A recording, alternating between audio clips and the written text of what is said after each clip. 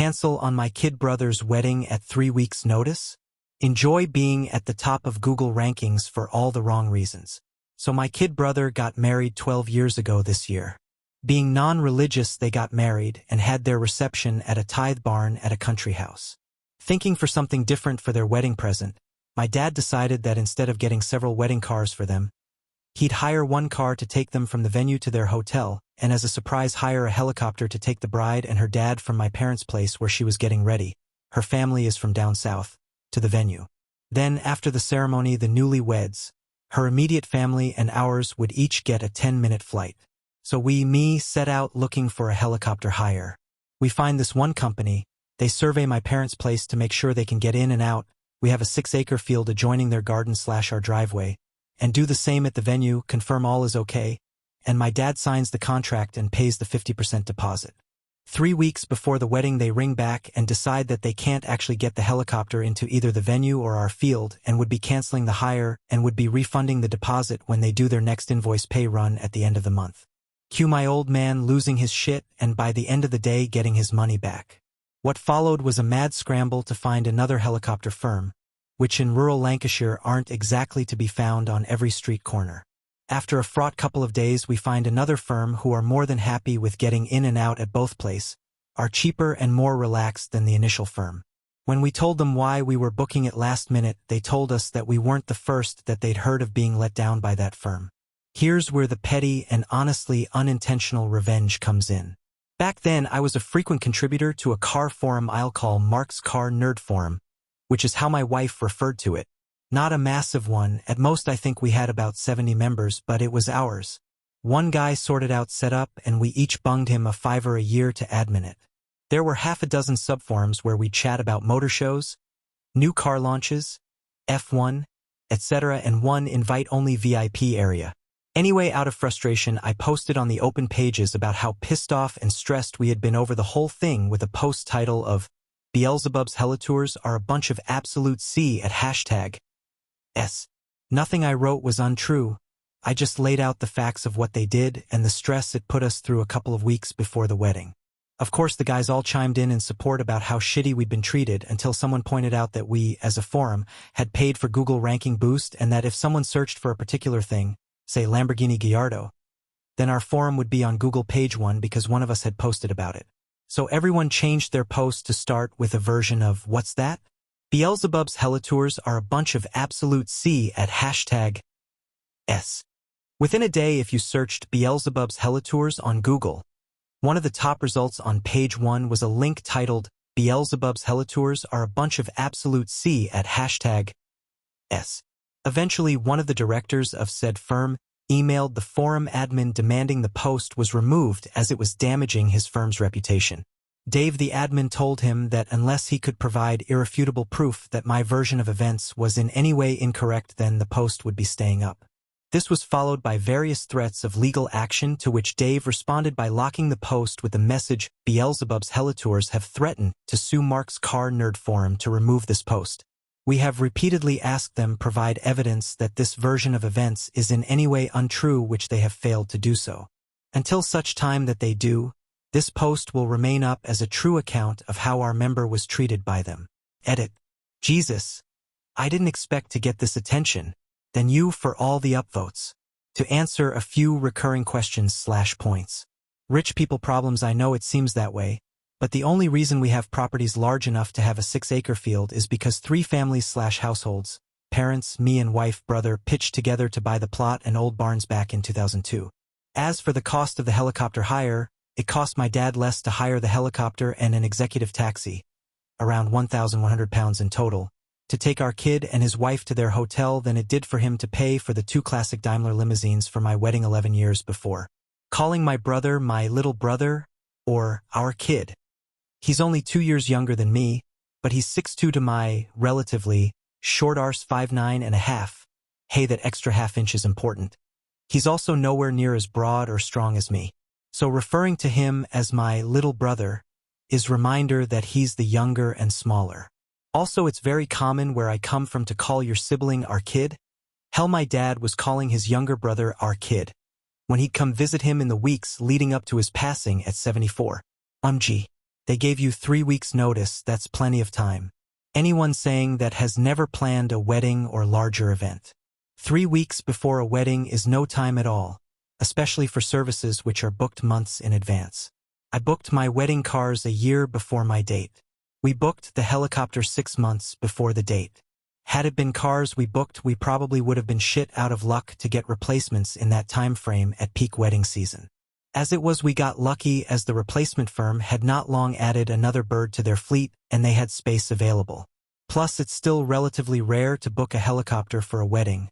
Back then it was really rare. People have said they must have had a reason to cancel, they did. The reason is they were cunts. The reason given did not add up. The second firm had the same risk assessments carried out and approved and flight plans for the same flights using the same model of aircraft, filed in a couple of days. There were no safety problems at the venue. They hold an annual hot air balloon rally, and if you've got space to launch a bunch of those contraptions, you've got room to launch a squadron of helicopters, and none at our place, according to CAA, that's the UK equivalent of the FAA. Our field is big enough to take 40 helicopters, plus the surrounding area is clear for at least half a mile in all directions except for directly towards the houses/barns. You can't boost Google results. Apparently not. But if you run your own business or website, you'll get at least one email/cold call/mail shot a week from firms claiming to be able to do just that with things like search engine optimization. If you don't know better, you may well be taken in by it. We, as the forum contributors, must have been, as we paid a couple of £100 out the subs to try and get more members as we started it with just a couple of dozen of us. Also, I've been told that Google wouldn't update to show our shitposting about them as quick as within a couple of days. What can I say? It was 12 years ago, so that timeline might be a bit fuzzy. You made this up / it didn't happen. What can I say other than it did? If I was going to make this up, it would have been rather more dramatic with last-minute saves like only confirming the helicopter that morning and more severe consequences like the firm going bust, etc. You deliberately tried to destroy that firm. I didn't. I had a rant to a bunch of mates and it just rolled from there. They are still trading today. Nothing shows up when search Google. Do you really think there's a helicopter hire firm called Beelzebub's Helitours? Story 2. Boomer threw a tantrum about people working from home, so I embarrassed in front of the team. I work for a real estate development company that's about 25 to 30 employees in total. The ages of the people I work with range from 23 to 68. We are expected to be in the office twice a week on days of our choosing. Most of the employees love this system, even the senior level people. Some of the older crowd prefer to be in the office. I have no issues with this as everyone is free to do whatever works best for them. We have this one employee who is quite old and always has something bitter to say on our morning meetings. He isn't a senior level employee, but most of us answer to him out of respect for his age.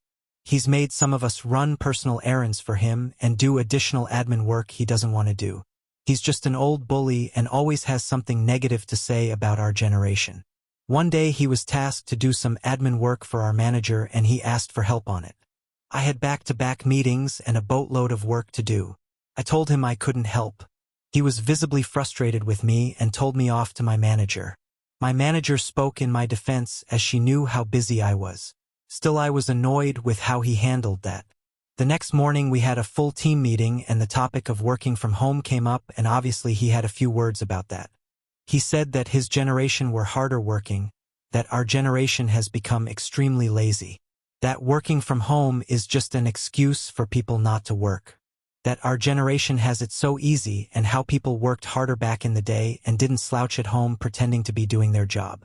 It was a very clear jab at my team and I was honestly so fed up, especially after what happened the day before. I snapped back with, well, back in the day people could afford a house and support a family off a single person's income at 25. Some team members started laughing and some looked shocked. Immediately others started chiming in. My coworker added that most people could afford to rent a place on their own for less than a third of what it costs now. I then said that most of us are almost 30 and can't even afford a car, so time/money wasted on transportation makes a huge difference to some of our lives. For the first time ever, he didn't know what to say. He just stayed dead quiet and tried to nervously laugh it off. The way me and my coworker were talking was very calm. It didn't come off as rude or condescending. It felt so good to watch our managers nod along and agree with us. Sweet but simple petty revenge. Edit. Wow, wasn't expecting this to blow up as much as it did. I'm getting a lot of people saying that I should have brought up the fact that he distributes his work to others. This was a meeting with the whole team, and bringing up an HR dispute would be extremely unprofessional. I opted for a subtle approach. Story 3. You didn't realize you married someone so lazy, huh? Last week my husband and I went shopping. We came out of one shop and wanted to go to another, which was the other side of the car park. We walked over and there were no trolleys. What we wanted was packed into 4 heavy boxes and was awkward to carry across a large car park. So I said I'd drive the car over. It's one of those shops where you order at the till and they bring it from the warehouse to the till and you take it to your car. Well, he called me lazy for wanting to move the car. I tried explaining my side, but no, he was adamant I was lazy. I went and moved the car because the fuck was I putting my back out carrying an outdoor table and chairs set to the car. He berated whilst we waited in the queue, calling me lazy, saying he didn't realize he married someone so lazy, etc. I ended up leaving the shop without the table and chairs because he kept pushing for a reaction. Today we went back to said shops. He said he would go get the table and chairs while I went into another shop. Guess what? No trolleys. He rang me and asked me to drive the car over. Did I? Fuck. That's lazy. He started to get pissed and realized he didn't have a leg to stand on. He carried each box separately from the shop to the car, for trips there and back. Each time he asked me to move the car and I said that it was lazy and I didn't realize I married someone so lazy. Edit for all the people getting their panties in a twist. No, I'm not nesting, the furniture is for my parents. Yes, I'm waiting on my lawyer to do their thing, then I can serve him the divorce papers. Edit 2. Just woke up to hundreds of Reddit notifications. I'm not gonna read all the comments, but I skimmed a few and Jesus, some of the speculation is wild LMAO. You could have just asked me for more info, but I guess that would have ruined your narrative LOL. Some of you really do have 2 brain cells fighting for 3rd place. I contacted my lawyer regarding divorce 10 days ago. This petty revenge happened yesterday. I will hand him the papers with witnesses just in case his behavior takes a turn for the worse again. He's recently started to threaten me with beatings if I don't comply. He's treated me like shit for way too long. No matter how many times Eve communicated with him about it, he still continues to treat me like shit. His escalation to threats of violence proves to me he doesn't care. I'm not begging him to treat me better anymore. I deserve better. If that makes me an asshole, then so be it, I'm an asshole. Story 4. I picked up my short friend and ran with him around our gym like he was football after he tried to embarrass me in front of some girls he was trying to impress. So I made this his friend, we will call him Mark. We are both black and we crack jokes and made up fake hot takes to make the other laugh in the locker room when school started. Nothing too crazy. I have never been in a relationship with a girl, Mark has. I have no issues getting to know girls and genuinely being friends, but the ones I do ask out see me as a best friend or brother. At the time I gave up on dating, we had 3 girls in our weightlifting class, and I find them attractive, but like I said before, I wasn't interested in dating. After I and Mark get into a pissing contest about who knows what, when we enter the big gym to get ready to play volleyball, we wait for our coach. Mark starts trying to impress the girls. I'm zoning out and I hear Mark talking about me, saying that he would beat me in a fight and I wouldn't do shit. I keep listening to make sure I heard him correctly. I tell him to chill, but he doesn't stop. Then Mark said, "You ain't gonna do shit." At the time I wasn't. But I felt like I needed to get even. Most people call me a friendly giant because despite me being bigger than the other students and not a bully, and I try to be respectful to those who haven't wronged me. So I look at Mark and ask him, "So I not gonna do shit?" And he said, "Yeah, you ain't." So I told him bet, and rushed at him and held him sideways like a football. His legs were off the floor and he was kicking and screaming for me to let him go. I'm paraphrasing because what he said was longer, but he starts yelling, "Why-oh, let me f-ing go." Oh hell nah, this dude is sweaty. I was indeed sweaty. It was a nice hot day, so my musk was building up and I had to run to the bus stop because I was running late. So I held him and ran around our gym while saying hut hut, and posed with him in clear view of the girls as payback. Like getting on one knee and pointing my finger in the air. He was punching my stomach and yelling, but it didn't hurt. Then when I felt like he had enough, I went to the mat that was in the corner of the gym and said, "You want me to let you go?" And he now furious yelled at me to put him down already. So I aim him at the mat and get ready. I counted while he cussed and screaming me not to do what I was thinking. I say 3, 2, 1, go long. And I throw him on the mat. Y'all, his arms and legs were flailing midair and the class freaking lost it. He stayed on that mat for 2 minutes fuming. He started trying to fight me and punched me in my stomach to no avail because was fat. I was crying with laughter. He said I went too far and I just embarrassed him in front of the girls who were now either on the floor laughing or covering their mouth to hide their reaction at what I did. When I threatened to do it again if he hit me, our coach came back to me trying to grab him again. Dude didn't hear the end of it for weeks. For the record, everyone in that class jumps on that mat. I would have never thrown him on it if I didn't think it was safe. It was very big and wide and he didn't get hurt from it, besides his pride. Later in the locker room, he said, "You went too far, dude," in a defeated voice and told me to never do that again. He didn't talk to me for the rest of that week and targeted me. We were me during team sports. We are still good friends to this day and I saw him hold a girl's shoes for hours at homecoming. The girl was walking barefoot. A win's a win.